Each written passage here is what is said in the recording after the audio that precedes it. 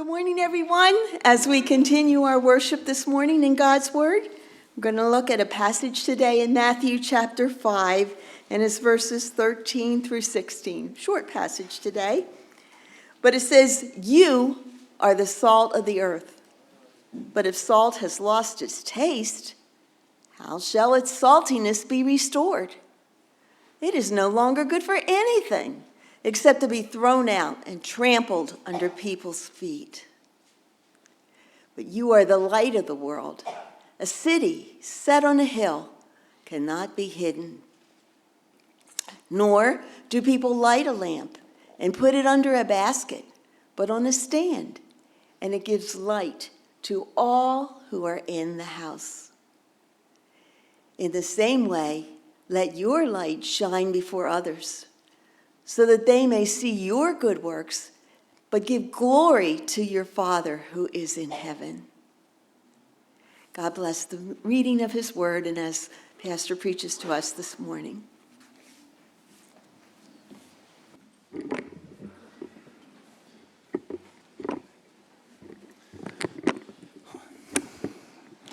All right, so we're working our way through the Sermon on the Mount.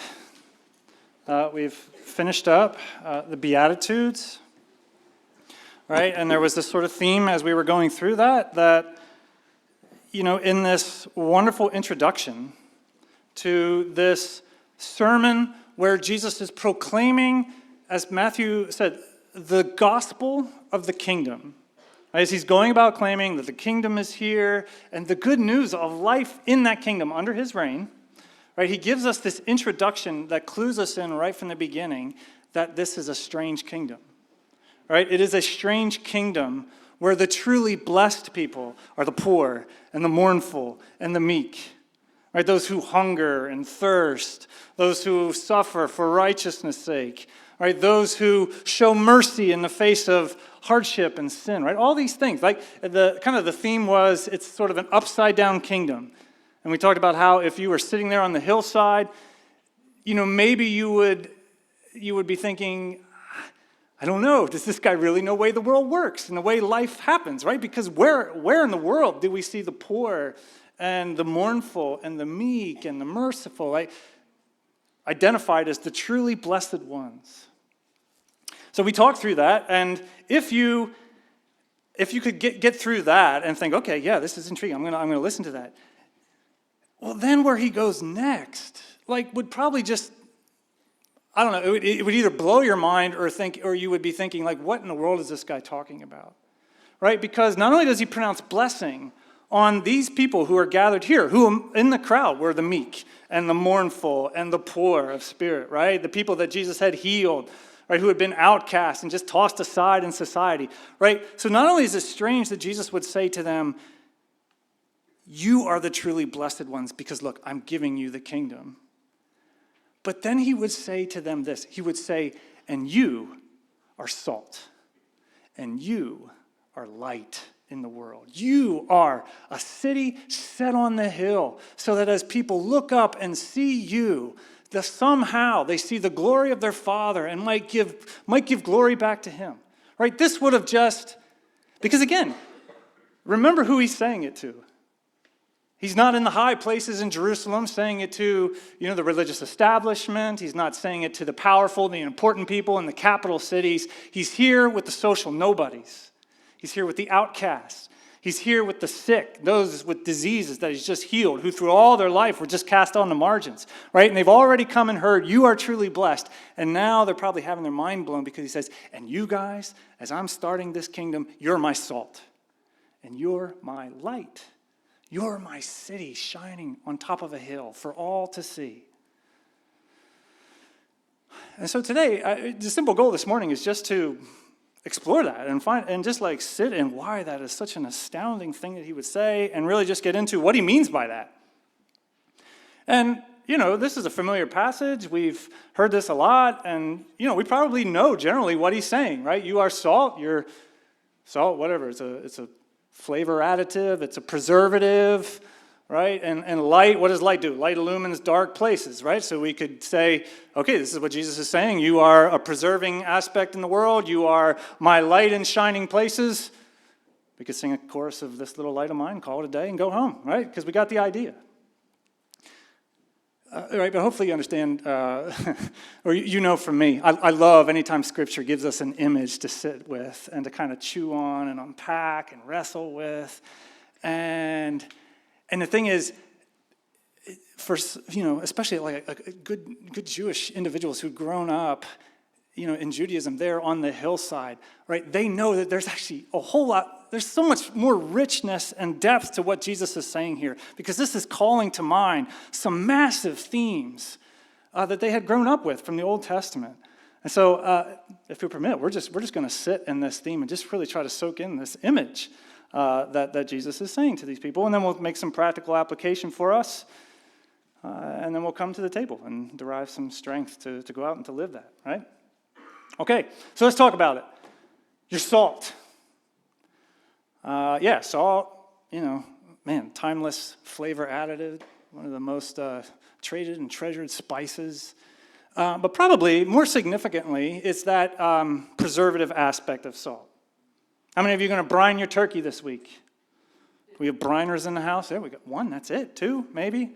3. All right, come on. If you haven't brined a turkey, there we go. Come on. All right, here we go. Let's see the shy hand starting to come up a little bit. Be proud of that, right? That's where you get your flavor, your moisture. You might put it in a wet brine, which is a water mixture, high salt concentrate, and you're going to stick it in that, shove it in the fridge for 24 hours or so. Or maybe you're going to do a dry brine, and you're going to take salt and you're going to rub it over the turkey, give the turkey a nice little massage. And what is salt going to do? If you do a dry brine, it's going to pull the moisture out of the skin so that when you go to bake that, when you rub that salt back off, then you flavor it however you want, you put it in the oven, that skin is going to crisp up real nice. It's going to taste delicious, right? Because that's what salt does. Salt pulls moisture out, and that's how it has this preserving effect, right? Because if you pull moisture out of meat, like bacteria doesn't have that opportunity to grow and to spoil the meat. And so in an ancient society where you don't have freezers and refrigerators to keep your meat, right, you would salt it heavily, and that would draw out the moisture so that bacteria can't come in and spoil that meat, right? So it has this preservative effect. Okay, but there's another layer to that in Israel's history, and it was I got this really neat book I'm really enjoying by Jonathan Pennington on the Sermon on the Mount and Human Flourishing. And he points out a lot of the commentators who will say, yeah, but any Jewish individual there who was listening to that, they would have also thought about this business of covenant in the Old Testament. Because this was not just in Israel, but in all of ancient society. Anytime a covenant would be made, either between, a people and their God, or, two nations maybe, oftentimes salt would be applied or eaten as a sign of the enduring nature of this agreement that we've just made together, right? So if you're there, maybe you would dip some bread into salt and you would eat that together as a sign, okay, that this covenant that we're making is enduring, it's going to last, we're preserving it, right? And so in numerous places throughout the Old Testament, when God makes a covenant, he actually refers to it as a covenant of salt. So in the book of Leviticus, chapter 2, they'll give the instructions. When you bring your offerings to the Lord, your grain offerings or whatever, salt it, right? To remember that this is a covenant of salt. This is an enduring, preserved agreement that we're making here together. Or when, in the book of Numbers, when God says to the priests, hey, look, what the things that people bring and they give and they offer, this is your portion. And this is part of my covenant with you, a covenant of salt. Or later in 2 Chronicles, when I forget who it was, is reminding people that David is the rightful king and that God had made a covenant with him, like they say. And this covenant was a covenant of salt, meaning it was an enduring covenant. Again, which is to say that when you start using this word salt, you think preservative, but you probably also would have thought this picture of an enduring covenant that God had made with his people, the Israelites. And maybe I'm going to highlight that anytime we talk about this covenant relationship that God establishes with his people in the Old Testament, we always want to highlight, and I stress this, that it was it was a lot of things, but two fundamental things. It was a blessing, and it was also a calling or an identity. Right? God, when God enters into covenant, man, there is rich blessing conveyed to them. He says, I'm going to be your God. You're going to be my people. I'm going to make you fruitful and multiplied. I'm going to give you a land. I'm going to give you this glorious inheritance that you can enjoy. Right? And then there's this calling aspect of it, where he says, and you are going to be the ones through whom I bless all the families of the earth.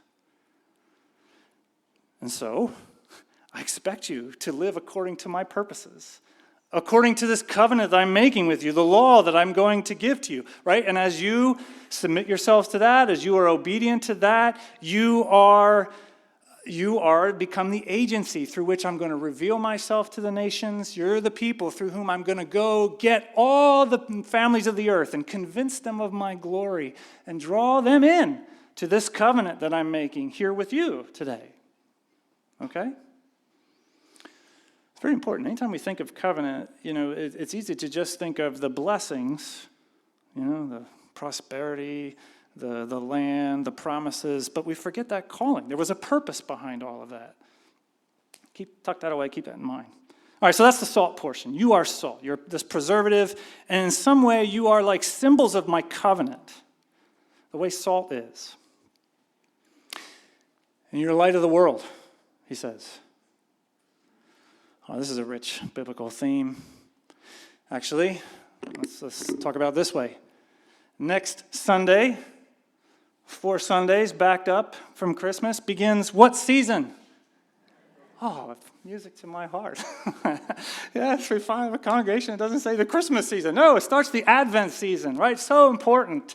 And Advent is different than Christmas ever so slightly, whereas Christmas kind of looks back to the incarnation, right? Advent is the season where we're looking forward primarily to the hope that we have as a result of that incarnation, right? Church fathers, church leaders throughout the history said, if we're going to do this right, we need a season where we are just invested in hope. Every year, we remind ourselves that the world that we live and serve is bathed in hope. Right? So we've got this season of looking forward in hope. Right? And as we move through the Advent season, there's a couple things you'll notice. One, you'll notice the symbolic use of light. Right? We'll have a table here, and we'll have 5 candles. And for each week of Advent, we'll light an Advent candle. And that candle will grow, and that light will grow throughout the season. Right, that's a major theme in the Advent season, light breaking into the darkness. You're going to go home, and you're going to light lights on your bushes outside or whatever, and mistakenly call it Christmas lights. They're Advent lights. You're shining light into the dark places. That's what Advent is all about, that light of hope. The other thing you might notice is a lot of Isaiah language. One, because Isaiah was the great prophet of hope, among many other things. And two, Isaiah uses a lot of light imagery all throughout his book. I mean, it'd be a fun thing to read through the book of Isaiah and notice how he uses the imagery of light. Right? Think about the most familiar passage that we'll hear around the Christmas season. For unto us a child is born, a son is given, the government will rest on his shoulders, and of the increase of that government there will be no end, right? Maybe you'll be playing the Messiah music, and you'll hear, for unto us a child is born, right? From Isaiah. Right, but do you remember how that passage begins? Those dwelling in darkness have seen a great light.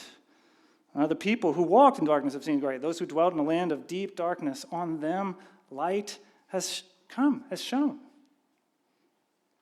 All right, so, one thing that you could do is you could not only trace the theme of light through Isaiah, but you could also notice the story of light in his book, if I could put it that way. Bear with me this morning. If we hadn't done the Sermon on the Mount, Isaiah was a close second or third for the book that I was going to go to, so we chose the Sermon on the Mount. But I thought, well, let me read a little bit from Isaiah for you this morning. And this story of light, which actually starts in chapters 1 and 2. Well, the other thing that Isaiah is, he's kind of a covenant prosecutor. And he's bringing charge against God's people because they have neglected their covenant responsibilities. And sort of the chief accusation or the chief evidence that he calls into account is that they've neglected justice.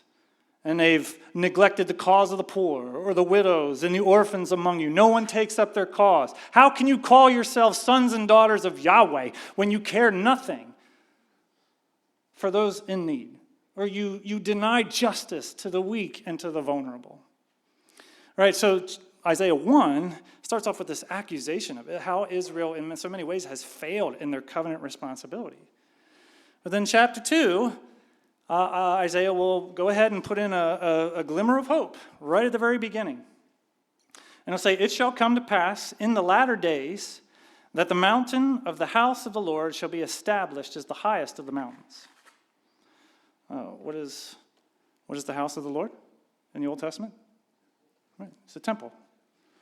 Right, that super unique place in all of creation, that one place in all of creation where heaven and earth sort of like overlap, and God's glory, his heavenly glory, dwells in some man-made building within creation, right? And where was the temple? It was Jerusalem, which itself, if you ever go to Israel and you have an opportunity to see it or you look at pictures, sits on a hill. Or if you're in the flatlands of Delaware County, you could look at it and consider it a mountain. Either way, but it's a hill, right? And so here's the word of promise that in the latter days, this hill that houses this city, that houses this house of God, is going to be exalted above all other hills, and the highest of mountains. And all the nations are going to flow to it. Many peoples will come and say, "Come, let us go to the mountain of the Lord, to the house of God of Jacob, that he may teach us his ways, that we may walk in his paths. For out of Zion will go forth the law and the word of the Lord from Jerusalem." He goes on to charge the people, "So come, O house of Jacob, let us walk in the light of Yahweh." Right? Let us walk in the light of the Lord. And this is just a little side thing.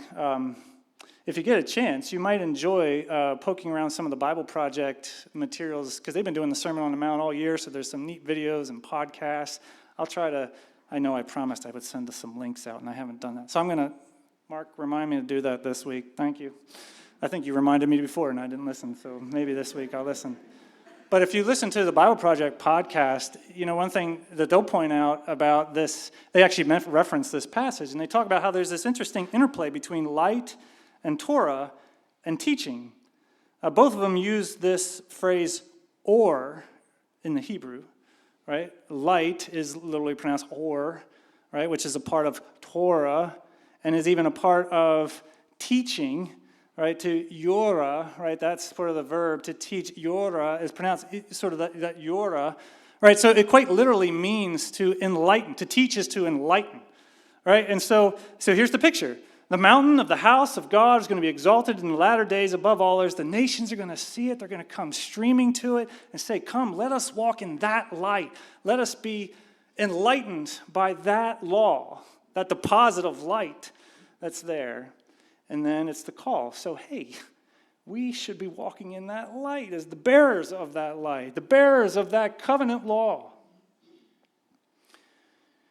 Again, right, because we keep going through the book, right, then you get more of that accusation. And you hear a lot of the ways that Israel has failed. And this is why they're going to go into exile. Isaiah is telling them essentially why the exile is about to happen, because of your failure to keep covenant, and you've dishonored my name among the nations. And so then in the second half of the book, beginning in chapter 42, you've got this sort of like shift in the story where, if you know the book of Isaiah, chapter 42 starts the servant chapters, where there's going to be mention of this servant who's going to come.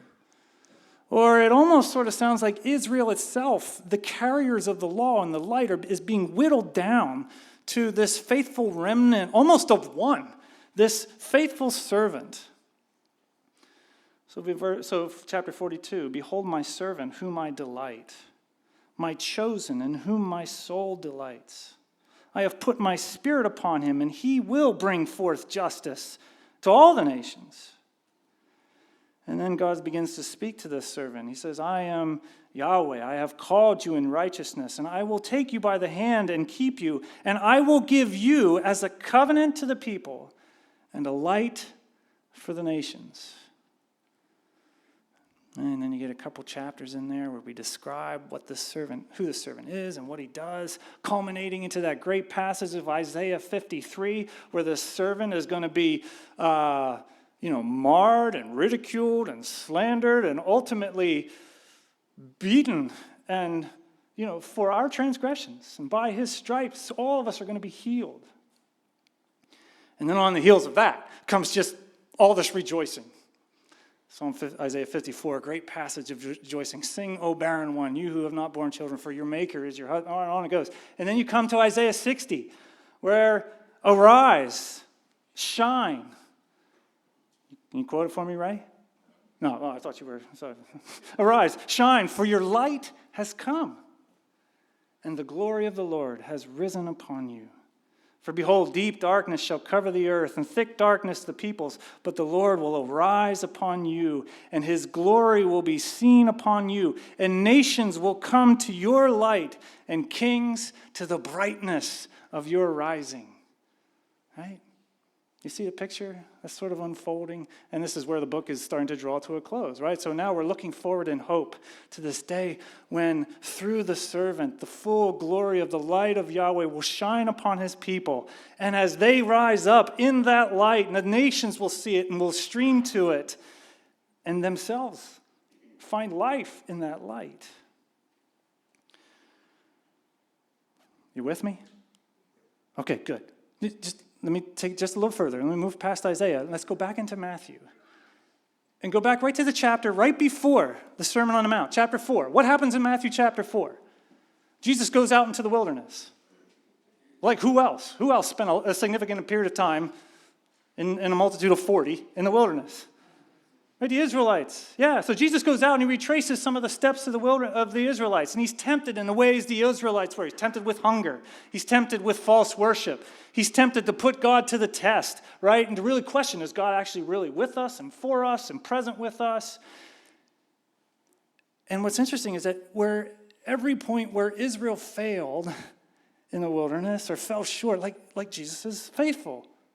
In fact, at every point along the way when Satan tries to tempt them with hunger, like he responds with the literal words of Moses in the book of Deuteronomy. You don't live by bread alone. Or when, Satan tempts him to false worship. No, it's written, you will worship the Lord your God and fear him above all others. Or when he's tempted to put God to the test, like the Israelites were at Massah when they got thirsty and they didn't know if God was truly with them or not. Well, in the same way, Jesus says, no, you shall not put the Lord your God to the test. Right? It's almost in a way living out that story of Isaiah, where Israel fails, there's going to be this chosen servant who is covenantally faithful. And then what is the very first passage that Matthew quotes when Jesus comes out of the wilderness and he starts his public ministry? Anybody know? You get an extra cookie in the... It's that Isaiah 9. He says, sorry, let me back it up because I don't want to. The land of Zebulun and the land of Naphtali, the way of the sea, beyond the Jordan, the Galilee of the Gentiles. The people dwelling in darkness have seen a great light. Those dwelling in the region and shadow of death, on them light has dawned. Right? So what's Matthew doing? He's priming the pump for us to see Jesus as this chosen servant, right? Faithful, covenantal Israelite, right? Through whom this kingdom is going to come. The king on whom will rest, on whose shoulders will rest the government, who will inherit the throne of his father David, and of the increase of his government there shall no end. So you come back to these people scattered on the hill. And what do you have happening? You have the king pronouncing blessing over them because he is literally handing them the kingdom.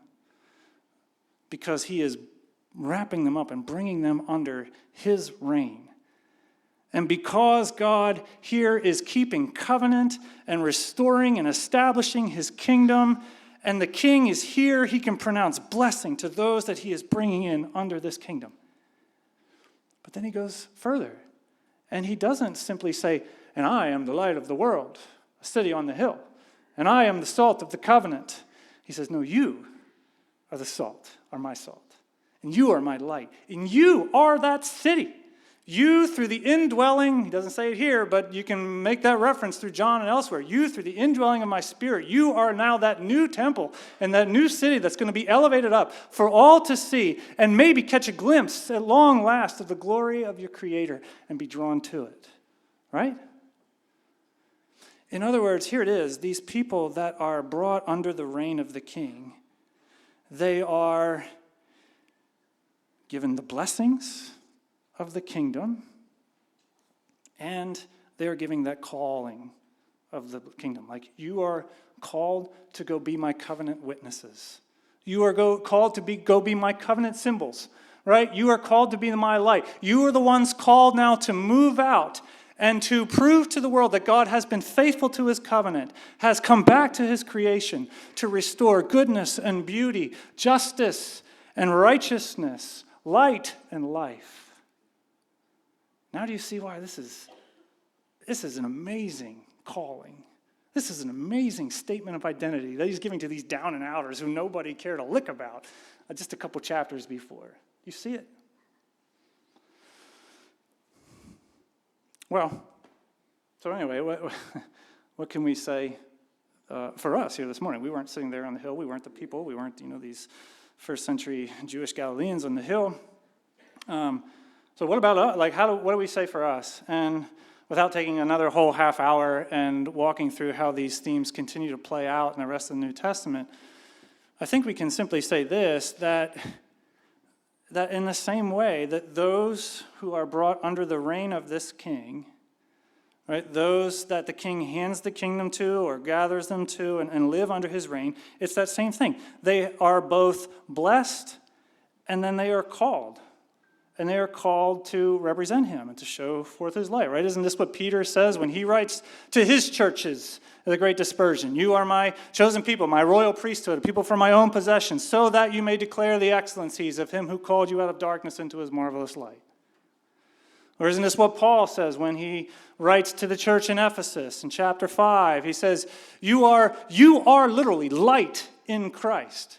So walk as children of light. Have no part in the unfruitful works of darkness, but rather expose them. Shine the light of Christ on it, so that they may rise up from death to life. Which is to say that if you're here this morning and you bow the knee to King Jesus, and it is your greatest joy and privilege to be a part of the kingdom, then yeah, you are very blessed people, because to yours is the kingdom. And you get to go at life under the reign of Christ, this benevolent king who offered himself sacrificially, who was that faithful servant who was marred and beaten and broken so that we could be forgiven and restored and have full rights of inheritance in this kingdom. Right? You have the blessing now of going at life bathed in the light of joy and hope, because this king has defeated the power of death. Right, so you have tremendous blessing, and you have this incredible calling. Right, this calling, in a way, to be salt and light. Well, that was significant. Anyway, I'm thankful it didn't stay dark.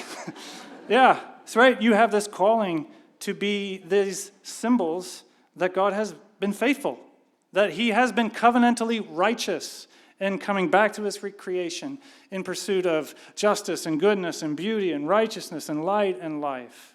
Right? You are the ones who are called to live by the purposes and the mandates of this king, so that people would see your evidence and your testimony and be drawn to it. Isn't that exactly what he says? He goes on to say, if we ask the question, how do we do that? What does that look like? Let me read it exactly what he said there. In the same way, let your light shine before others so that they may see your what? Your good works, and give glory to your Father who is in heaven. So, Yeah, a couple things here just as we close this up. One, just remember, again, that aspect of blessing and calling. Right? And to be someone who only claims the blessings and is forever responding in praise and thankfulness and worship at the blessings that have been given to us, but we do maybe like the Israelites did in the Old Testament, and we leave that calling, by the wayside. Well, then what he's saying is you're like salt that has no saltness to it. Right? It's just dust that you would put on your turkey or whatever, or the dust that you would put on the street, and then you just sort of trample it. Like it's almost a misnomer. How can you have salt that's not salt? Do you see what he's saying? Like, this is something so fundamental to your identity. It's not an add-on to who you are, that I am all these things, and I should represent the king in the places that I go as an add-on to my life. No, this is at the core of who you are. And to not live out this calling is essentially to be salt without saltness to it.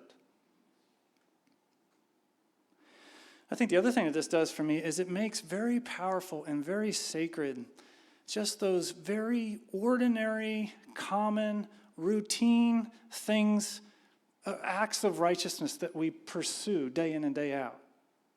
Like, it's significant there that he says, so that they may see your good works or your good deeds and give glory to your Father. Right? When every time we think about being salt and light or our missionary calling, rightfully so, I understand it. We tend to think of that, well, that means that I go into the street corners and I preach and declare this, that, and the other. Yes, that is part of it. But we see what he's doing. He's taking these good deeds that we do, the daily, mundane, routine things, as every bit as potent, powerful demonstrations of the kingdom for others to see.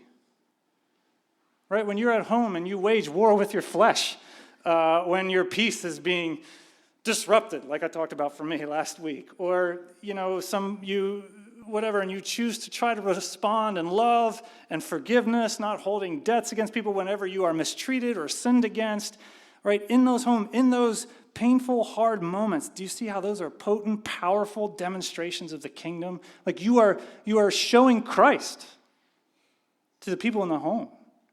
You are shining the light of Jesus in that place. In your workplace. I was talking with Joe Worrell this morning, right? Works over at Del Cora. And Joe says, when I go to work, I try to do the best I can. I work as hard as I can. Sometimes people will say, why are you working so hard? The boss will say, he'll say, well, because I work for you, I work for the people of Delaware County, and I work for the glory of God. So if I can, I'm going to give it everything that I have. Right? And that simple act of faithfulness at a waste treatment facility center, right, is shining the light of Christ. And it's a potent, powerful witness to the glory of the King there. Far be it from Joe to ever think, well, it's when I'm teaching the kids here, or I'm building tearing down the manger from the parade. That's the really sacred, potent stuff that I'm doing for the kingdom. No, I think what he's saying is your good deeds that you do, the mundane things, man, this is powerful stuff. As you walk throughout the neighborhood and you've got your agenda and you've got where you're going, but you see someone else coming up and you stop just to be present with them, to, enter into their story and maybe share in some of their joys or their struggles or whatever. That kind of compassion, it may seem mundane, but man, that's living the light of the King. I was talking with Amy last night. We went out to Chili's after we dropped the kids off here for kid night out, and she's talking about, a friend of hers that she found has, some very life-threatening cancer, and tears coming, to Amy because she's a very sensitive and compassionate person. And, Tuesday she's going to go with that person to the chief oncologist and be just a presence in the room for whatever news is delivered there. And because Amy is compassionate, because there'll probably be tears on her face as she's sitting there, like it, in some way, just that simple act is an act of love and mercy and compassion in the name of the King. And it's potent and it's powerful. You get the point, right? Those mundane good deeds that you wrestle with. This is the powerful stuff.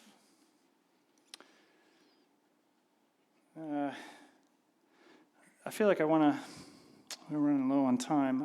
I do want to highlight, Fuzzy, I'm wrapping up, so if you want to get those kids, that's up to you. But, there is a significance to this passage right on the heels of, blessed are you when you're persecuted for righteousness' sake, and blessed are you when you're persecuted on my account. It's like Jesus says that, yeah, to live under this reign, to be who you are, it is a life full of blessing, but it's going to be a dangerous calling as well, too. Somebody asked me this week, am I going to keep my streak going of mentioning politics? And I said to him, nah, I don't think so. Probably go back to, just ranting about Philadelphia sports and talking about cheesesteaks and all those things. And I'm not going there. Don't worry. But I did have the thought cross my mind a little bit later. The more appropriate answer would have been, well, it depends what you mean by politics. And what I mean by that is, if you had asked the early church, hey, sum up for me the gospel, the good news, they probably would have given you 3 words. Christos et Kyrios. Jesus is Lord. Maybe they would have quoted Paul. If you confess with your mouth that Jesus is Lord and believe in your heart that God raised him from the dead, you will be saved. You'll experience his salvation. And the thing is, that got them into a lot of trouble. People lost their lives for that confession, precisely because it was deeply political. You know what the gospel of the Roman Empire was? It quite literally was called the Evangelion, the word that Paul grabs to describe the gospel of Jesus Christ. You know what their gospel was? Caesar is Lord. Caesar is Kyrios, et Kyrios. And salvation is living under the Pax Romana, the peace of Rome. Right? And if you don't bow the knee, and if you don't get in line and adhere and submit to Caesar as Lord, well, then we have a way of keeping peace, and that is we're going to get rid of you. Right? So it was costly. Like we tend to think of, well, we say the kingdom of Jesus and Jesus is Lord. We tend to internalize that, spiritualize it, just make it Jesus is my personal Lord and Savior. But for Christians throughout history, and that was a deeply inflammatory political statement that oftentimes cost them their lives. To say, no, King Jesus has arrived. The long-awaited Davidic king on whose shoulders rests the government has come, and I am transferring my allegiance to that, and I am living out this upside-down kingdom instead of whatever kingdom Caesar is running over here. Man, blessed are you then if you're persecuted on my account. All right, which is just this reminder that, we don't face that here right now by God's, grace, mercy. But we dare not forget that to live this upside-down kingdom and that calling, it is to move into the dark places, right? It is not to just keep it. And I think that's part of the reason why maybe, these people on the hillside, when they hear Jesus say, blessed are you when you're persecuted for me, maybe they would say, well, then let's just kind of keep this here with us and just kind of lay low on this stuff. And to which Jesus pushes back, no, you're my salt, and you're my light.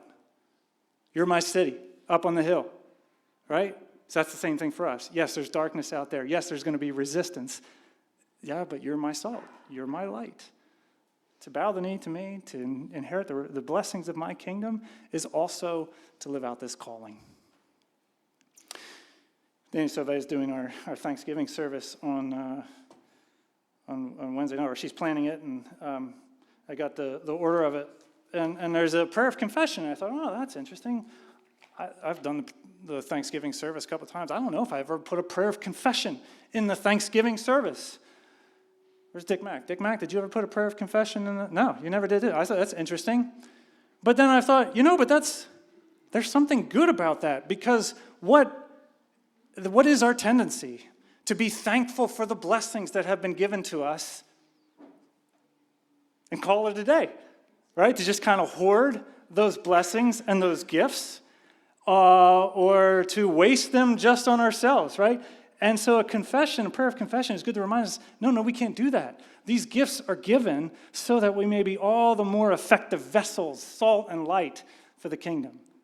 So this week, as you go about your Thanksgiving things, and you may be just a little bit more mindful of the blessings that have been given to you, maybe let that lead you in either to confession or to praying, God, help me to use these gifts well and these blessings well, so I may represent the King well wherever I go. Here they come. Good, right on cue. I'll give you one last thing. This is for Sue Bickle, who I know loves Lord of the Rings and the Rings of Power, right? And I've been watching that, and I've been loving that too. I'm not going to geek out on you all like I did, a little while ago. But, one of the really neat things, if you watch, it's a great show, by the way, and it's even better books. Go read the books. And in the books, you'll find a whole lot of interplay between light and darkness as well, too. And, one thing that's so neat in the books, I think, is this idea that it's almost like light is the natural order of things, but darkness has invaded, and then it's like darkness is constantly working to overcome the light. It has to, because light is the natural order of things, the natural way it's supposed to be. And so if darkness is going to win, it has to keep fighting, conniving, and striving, and planning, and scheming to overcome this, that, and the other, right? And the powerful story of the book is that it's its own planning and scheming and striving that is its undoing and its ultimate defeat, which is a powerful statement of the cross in many ways, right? What is the cross? But it's the darkness swirling at its pinnacle and at its peak in its darkest moment with all of its striving and scheming and conniving. Look, at last we've got it. The Son on the cross, the servant surrendering to death. And all that striving is its great undoing, right? That's what plunges the world now into this outburst of light. Which is just to say, remember that as you go into a darkened world that's going to push back and maybe offer some persecution, remember that the story is already written, the battle is already done. It's conniving and striving the darkness in an empty fashion because the light has won. Christ has come. The King is on the throne now and forever. So in the indwelling power of the Spirit, live it. Live that blessing, live that calling. In the name of the Father, and the Son, and the Holy Spirit. Amen. And what a blessing, too, that we can come to the table. I'll invite the worship team to come forward, right, so that I don't have to just say, go out and do it, go live it, right, but I can say, and Jesus is with us always to the end of the age. And he even gives us things to remind us of his presence. And he gives us this meal that, as the church has claimed all throughout the ages, as we come to it in faith, that in some way the Spirit of Christ meets with us, feeds us, nourishes us, strengthens us to go out and play our part. And so if you feel so led this morning, if you consider yourself a follower of Christ, it's your desire to live faithfully, the kingdom calling, we invite you to come to the table and receive the bread and the cup that remind us of his victory on our behalf. If you wouldn't consider yourself a follower of Jesus, if you're here visiting, just checking it out, maybe hear an invitation of a friend, and you're still thinking through things, great, keep thinking through things. And I would love to talk more about that with you. You should just know that the Scripture would admonish you, hey, don't come in insincerity, lest you eat and drink judgment upon yourself. Right? But if it's your desire, maybe for the first time today, to live life in the blessings of the kingdom and live out this noble high calling of salt and light wherever he would send you. If it's that your desire for the first time, then let this be your first act of humility, saying, let me come to this table and consider what it points me to, and in faith receive of Christ. Let's stand together. We have some ushers who are going to direct traffic for us this morning, maybe. And we're going to sing, My Worth Is Not in What I Own, as we come to the table, and then we'll partake together.